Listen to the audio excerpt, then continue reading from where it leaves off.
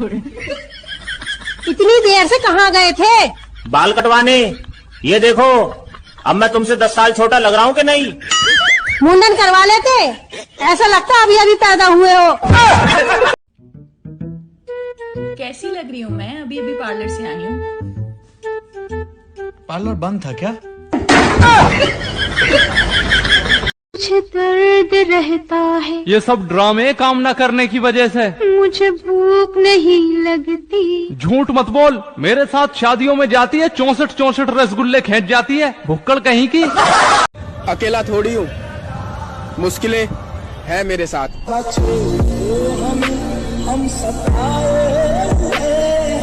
हाँ जी, मैं ये पूछ रही थी कि आज सब्जी क्या बनाऊं? फिर वही सब्जी क्या बनाऊं?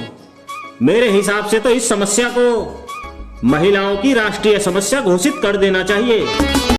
मैं परेशान हो गया हूँ तुम्हारे झगड़ों से। मुझे किसी समझदार लड़की से शादी करनी चाहिए थी। समझदार लड़की तुमसे शादी कर ही नहीं सकती। बस यही साबित करना था।